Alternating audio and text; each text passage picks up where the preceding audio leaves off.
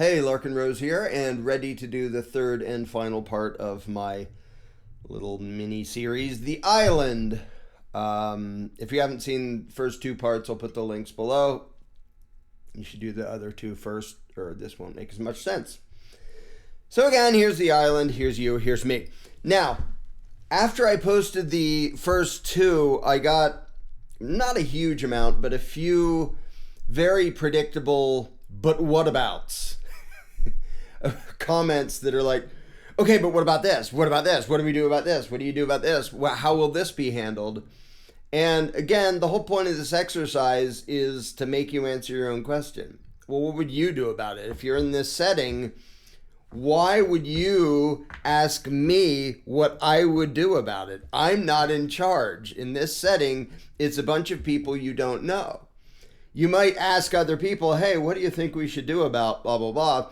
But that's a different tone. That's a different mindset. That's not what people are doing when they object to what I'm saying, and their objection comes out in the form of saying, well, but what about this? How would this be handled? Because, and also, whenever they say that, none of them follow it up by saying what they would do, like in this scenario, even though that was the entire question. Because they're not actually looking for an explanation or a solution. They're looking for an excuse to continue to cling to their statism. Because the template of the, but what about this, sort of implies, if you can't explain how everything is going to work, then I'm going to go back to believing in government and authority and we need a ruling class and enforcers and all that. Only, no, you're not. Not in this setting, you wouldn't. Unless you really want to come out and say that because you don't know how these people would behave, you want some person appointed as master over everybody, including you, and you want people to enforce his will on everybody, including you. Would you actually say that in the setting of the island? I'm thinking you wouldn't. Now, if somebody wants to comment that, yeah, I will eagerly appoint a master over myself, and then just hope he's going to do what you want, even though there's no reason to think he would. Okay, you can say that. I've never met anybody who actually honestly says that, given this setting. It's what they believe politically in their normal lives, but in this setting, nobody reverts to that because it sounds so utterly insane. Now, one of the but whatabouts, I'll give this as an example, is, well, what about invasion? And like, if we get invaded, let's say there's another island and it has 500 people on it and it's scary and it's going to invade. What are we going to do about that? Sorry, I'm making you be the one who asks this. What do we do about that? Huh? This is why we need a government. The first thing I would say is, well, what do you suggest? Are you suggesting that, well, let's say we find out, oh, there's an island nearby and it has 500 people on it. Like, they way outnumber us. They don't know, like, we don't know anything about them. We just, like, saw them out in their canoes or something.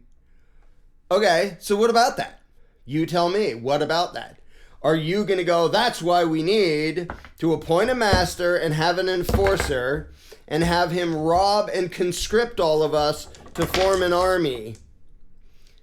Is that what you would say? Is that what you would believe in this setting? I'm guessing no, it isn't. Now, if it is, feel free to say so. Now, I can point out the silliness of that. Like the ridiculousness of saying, I want a giant, violent, authoritarian monster, whether in this setting or in normal life, to have a big military to protect me.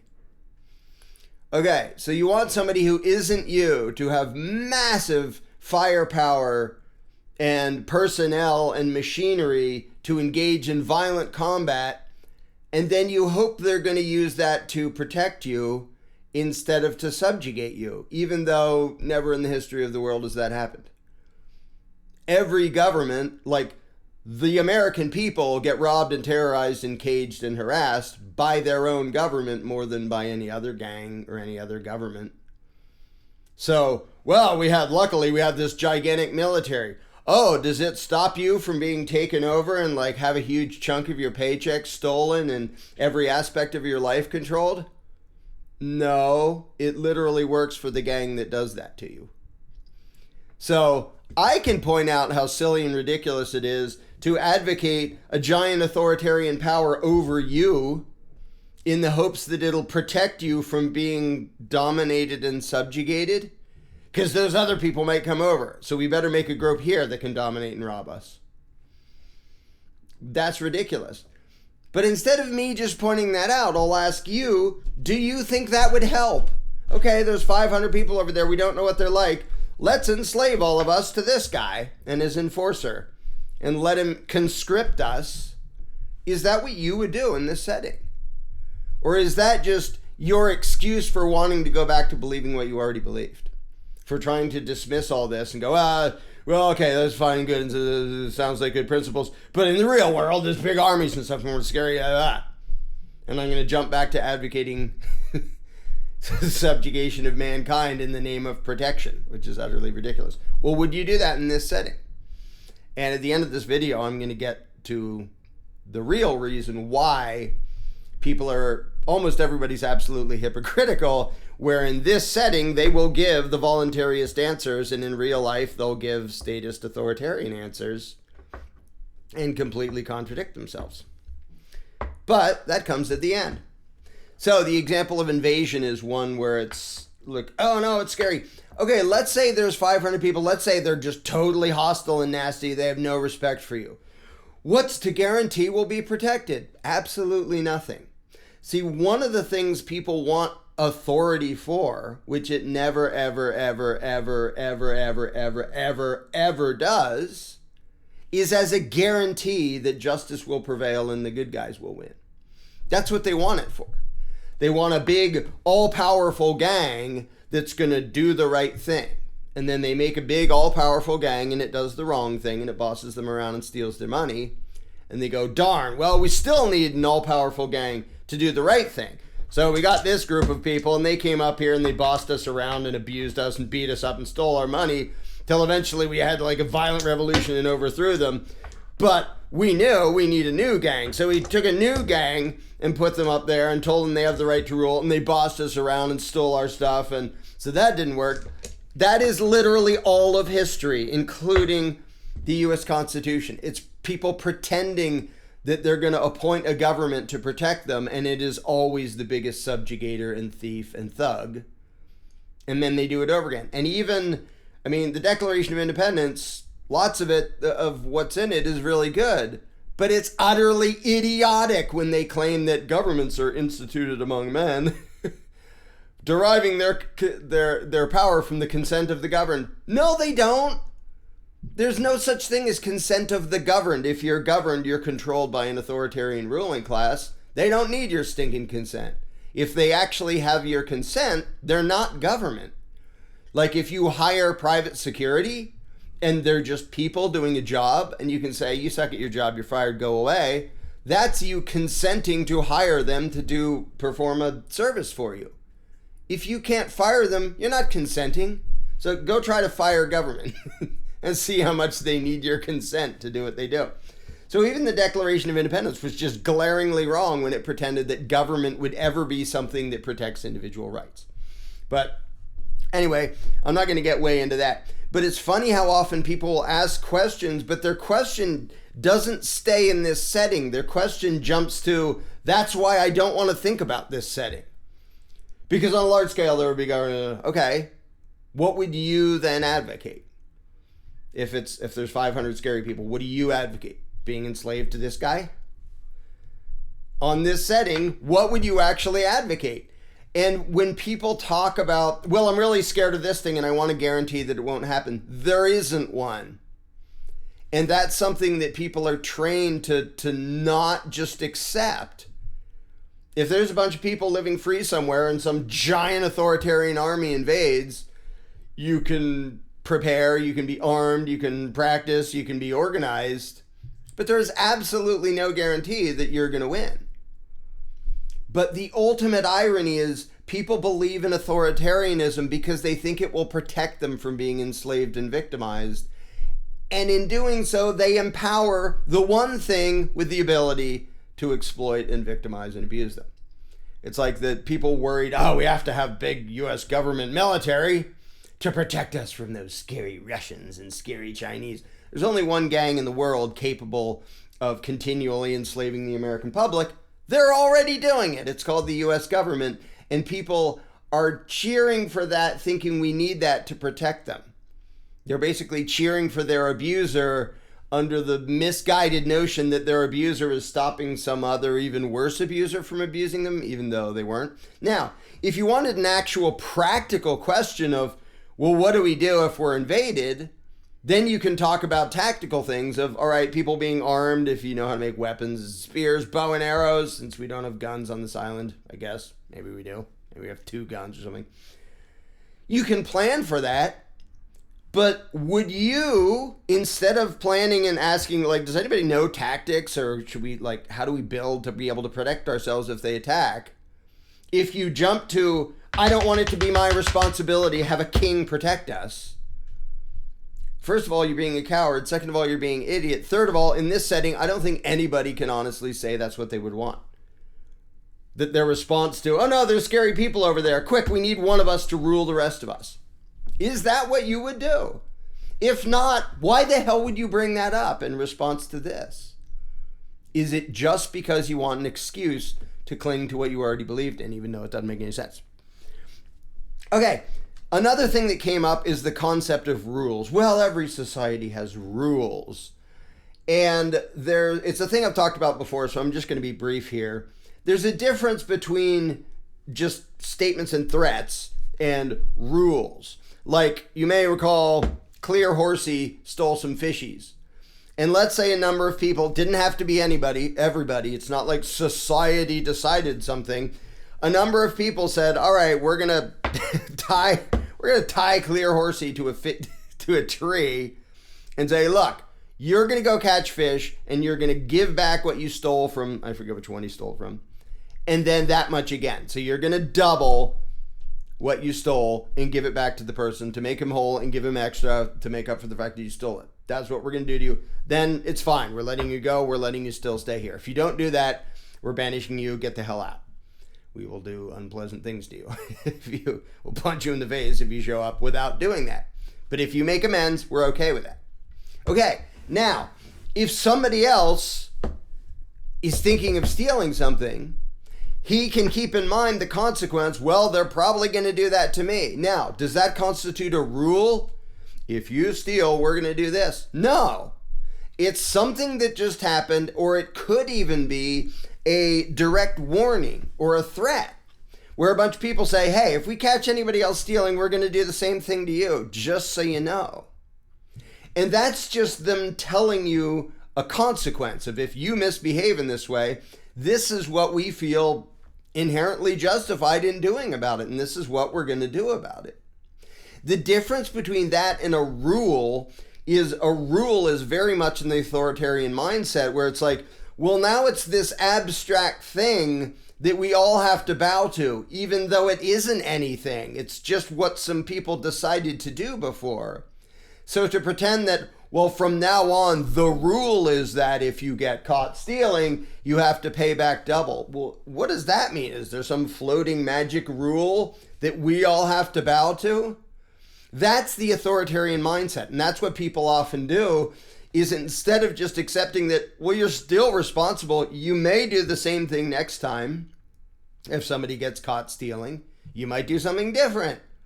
You may try to make it consistent so people know, hey, if you do this, this is what we're going to do to you.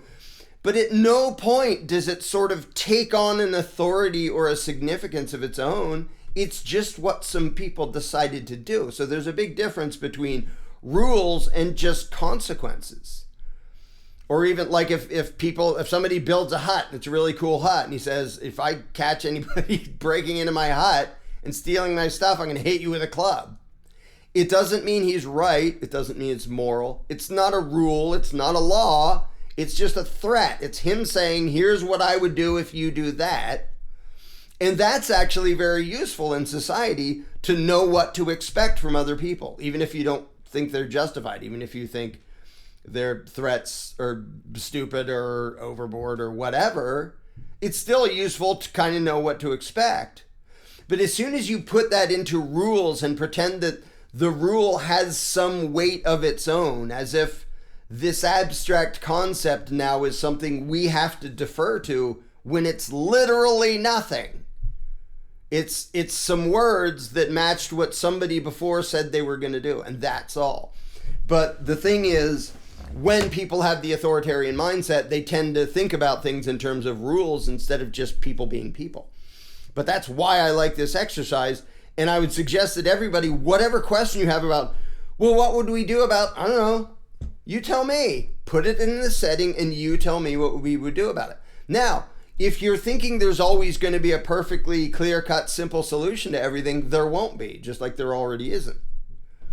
And if you're thinking that, well, that's why we need a master, would you actually condone that in this setting? Like if two people build a hut and they're kind of close and one wants to build a little thing and build an addition on it in another room, but it's getting too close to the other one, and you say, hey, you're over on my line, you're on my property. If there's a disagreement about what's going on and they weren't clear about that to begin with and they didn't agree to begin with, okay, you have a disagreement. It might even turn nasty. They might even turn violent.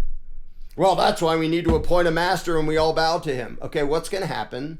He may choose one or the other and just put lots of violence on one side or the other side. Does that mean justice is going to prevail? No. Would you actually advocate that if there's a dispute? No.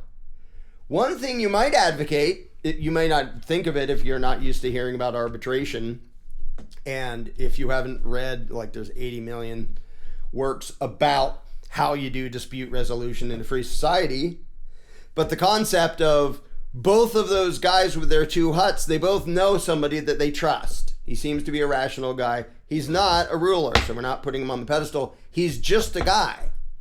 But they both trust him. They think he's smart and he's honest. So they ask him to settle their dispute. And they agree ahead of time, all right, we're going to abide by whatever you decide because we don't want to just be at odds with each other. It's called arbitration. It's already how a huge number of disputes get settled, because even in the context of a government and an authoritarian ruling class, it's still way more fair and way less expensive than going to court a lot of time. So arbitration, if two people agree, then it's actually consent. And he doesn't become a ruler. He doesn't suddenly get to tax them and boss them around. And if the moment it's found that the arbiter is got paid off to be biased, well, nobody ever goes to him again, because his reputation is the whole thing. Is we thought you were like smart and fair. The moment we catch you not doing that, nobody's going to use you anymore. You suck. So they move on. So would you go for that? I'm guessing you would. Like there's two people with a dispute and they go, well, we'll both talk to Fred. Fred seems to be a good guy and he seems to be smart, and we'll defer to him. They will voluntarily defer to him. Not, we're going to appoint Fred as master and he's going to force his will on them, but they agreed ahead of time. That's what arbitration is. Works great in a whole lot of settings. So, and that's not rules. That's all consent. And it can be in 1,000 different ways. But the moment you try to take it and make it into an external authority, even if it's just the rules, like there's not even a person, there's not even a king or a Congress, there's just, well, here are the rules, and you're like deifying these abstract concepts instead of recognizing it's just, well, this is descriptions of what we believe. We think aggression is wrong. We think defensive force is justified. You can write that down. That doesn't make it a rule. It doesn't make it a law. Now, I know a lot of people talk about that as natural law, and I'm fine with that. I don't like using the term because almost everybody, when they think of the term law, they think of manufactured politician scribbles. That's what comes to mind. They think in terms of authoritarian lawmakers and their arbitrary BS. So that's the only reason I don't use the term natural law. But that's what that means, is there is inherent right and wrong, and we should try to figure out what that is and abide by it. And that's perfectly fine. But that's not, there's some set of rules. That's, we're trying to figure out right and wrong and how to have fairness happen and justice happen. And we're just mortals. So there isn't something, there isn't one of us that gets to tell everybody else how it works. And there isn't some written rule that we have to defer to, even if it feels totally wrong. So, the mindset is the entire thing. The belief in authority is the entire thing. So, let's say you were unfortunate enough, me too, because I'm here too. We're on an island of people who, for some stinking reason, everybody else, except you and me, decided, yes, we want a king. Now, this would never happen in any group of people I've ever talked to, but let's pretend it happens. We want a king, and he needs an enforcer. We'll give him a couple enforcers. There's the king and his enforcers. They all bow to him. Oh, you are our new rightful master. We will do as you say. Is this likely to happen? No, it's ridiculous. But let's assume that is the hypothetical. So they all view him as a legitimate authority. The question is, would you then view him as a legitimate authority? Would you imagine that he has the right to rule you and tax you and tell you what to do and control your behavior and send his enforcers after you if you disobey? Would you feel an obligation to obey him? Not just, I better obey him so they don't beat me up. Like, that's not at all as the same as thinking he has the right to rule you. That's just being scared of a thug. And being scared of a thug can be perfectly rational and reasonable, and like, I might go along with it because I don't want your thugs to beat the crap out of me. That's not what I'm asking. Them believing that he is their rightful king for whatever delusional reason they believe that, would that make you believe that he is your rightful Lord and Master? Would you feel bad, not just scared, but would you feel bad and guilty about disobeying whatever arbitrary crap he made up and tried to enforce on you? Now we get to the double standard before that I was talking about. How everybody, Democrat, Republican, anywhere on the status spectrum, when they're asked questions in this island scenario, they give the voluntariest answers, like every stinking time. And they literally, not only do none of them come up with this idea, they literally laugh at it when I suggest it, because I know they're not going to. So eventually I say, well, how about I start, my suggestion for all these solutions is we take one of us, we give him permission to violently dominate everybody else and take whatever he wants from them and boss them around for our own good. Everybody literally laughs at that because it's that stupid. Not only do they not suggest it, but they laugh at it as a ridiculous joke because it's so patently stupid, even though it's what most of the world does in real life. So let's say in this setting, everybody but you and me suddenly believe he actually has the right to rule. The difference is, if you don't imagine him to be authority, if you don't imagine him to have the right to rule, then you just see him as a thug. And what happened to all these other people who you used to get along with? Suddenly, they're all cheerleaders for the thug and his enforcers to enslave you and also all of them. So the people who you would have gotten along with for the most part just fine, like one might steal a fish every once in a while, or, you know, it's not that it's a perfect utopia without a ruling class, but for the most part you get along, you find ways to cooperate and organize. Suddenly, none of them are actually tolerant of you. None of them are allowing you your freedom or allowing you to decide what to do with yourself. All of them want this guy to forcibly control you, and all of them as well. Now, why would you not believe he's authority? If everybody around you believed it, I'm guessing on that island, you might do it, he says, so you don't get beat up. But I'm guessing you're not going to view him as, that's just Fred. That's not my rightful Lord and Master. That's just a guy. And that's Bob and Chuck beating people up if they don't obey Fred. Duh, why would I imagine that he's some rightful king? He's just a guy. And if you beat me up enough, like I might comply just because I'm scared to disobey because you're bigger than me. That is the mindset you would have. Why? In this setting, why would you not believe the authoritarian mythology if you were surrounded by a bunch of people who believed it? Out in real life, you're surrounded by a bunch of people who think, like United States government or whatever country you're in, well, they're a legitimate government and they have the right to rule. We're obligated to obey the law and pay our taxes, blah, blah, blah. The only difference is that you have been subjected to a lifelong, intense, prolonged, deliberate indoctrination to feel beholden to certain authorities. Not just anybody who claims to be, but the entire concept of nationalism and patriotism is trying to train you to feel loyalty to the particular gang of thugs and thieves who claim the right to dominate and rob you and everybody around you, all your neighbors. And another illustration of this is if you woke up in Nazi Germany magically, would you feel obligated to obey them? You might be scared into obeying them, but would you feel morally obligated? No. Why? The Germans did at that time. Lots and lots of them did, even the ones who didn't like what was going on. Well, it's the law. We have to pay our taxes.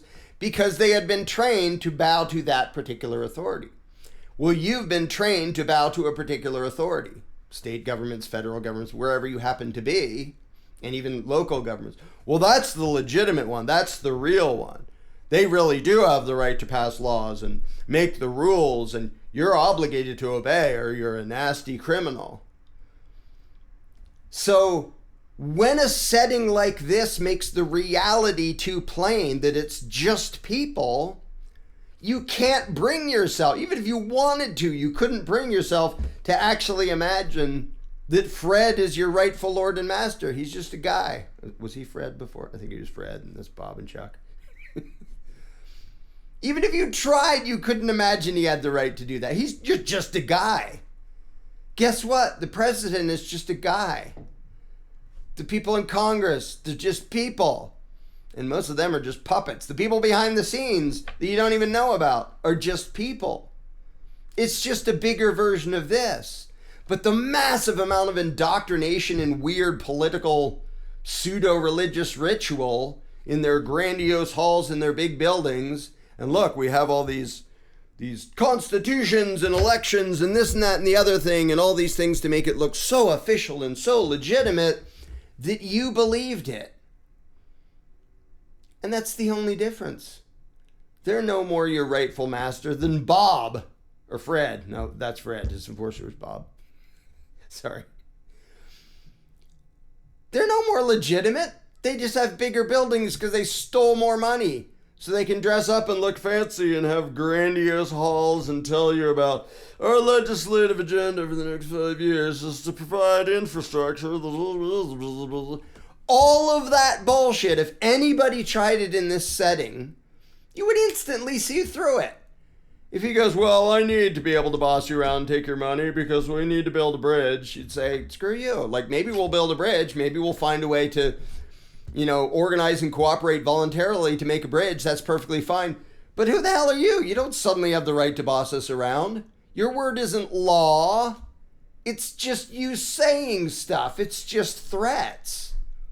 Well, that's the reality of every government everywhere. You've just been trained throughout your entire life to not recognize that. And when the setting is an abstract little scenario like this, you can't even convince yourself to believe in authoritarianism. Nobody can, which is why nobody gives the statist answers in this setting. Nobody thinks that Fred should be king. Fred's just a guy. And so the punchline here, and the reason I like to use this exercise is, and I suggest you do it, every single question you come up with. Well, what about this? How would this be handled? How would that be handled? First of all, don't assume that there's going to be an automatic simple answer that solves everything. There isn't. It's humanity. People can be stupid, short-sighted. They can be nasty. They can do dumb stuff. They can be ignorant and do stuff that they thought was a good idea and didn't at all work out well. So don't just assume there must be some magic solution that makes everything work. But after that, ask any question you want. Well, what would we do about? Only ask it of yourself. I'm not in charge. I'm over here. I'm no more important than you. I'm not going to be in charge of you. I'm not going to be in charge of him or her. I'm in charge of this, which is me. You're in charge of you. You decide what you do. Every other person decides what they do. We can organize and cooperate and talk to them and find out, okay, we have pretty much in common, so we can get along and we can trade and we can work together and we can build huts and we can build plumbing and we can do all sorts of stuff voluntarily. But always turn the question back to yourself. Well, what would I do? What would I feel justified in doing? If somebody else had an idea, would I go along with that idea? Or would I say, I think there's a better way to do it, or I'm busy doing something else? How would you deal with it? That is practice being a grown-up. The good news is that even though you're probably going to have a lot of questions, and everybody can forever, because there's always going to be scenarios that come up and like, what are we going to do about that? Like, that's inconvenient and annoying. Like some drunk is wandering around and he's kind of a threat.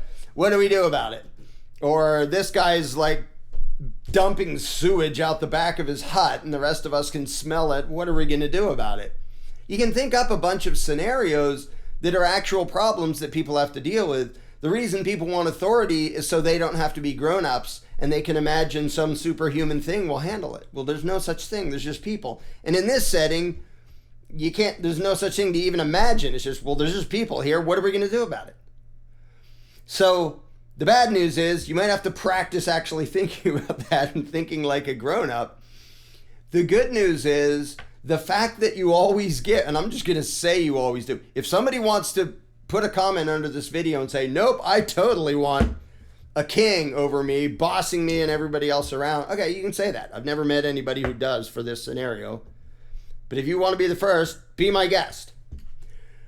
Otherwise, the good news is, despite your uncertainty and not sure how things would work, which is perfectly reasonable, makes sense, and that'll be around forever. There'll always be little disputes, or sometimes big disputes.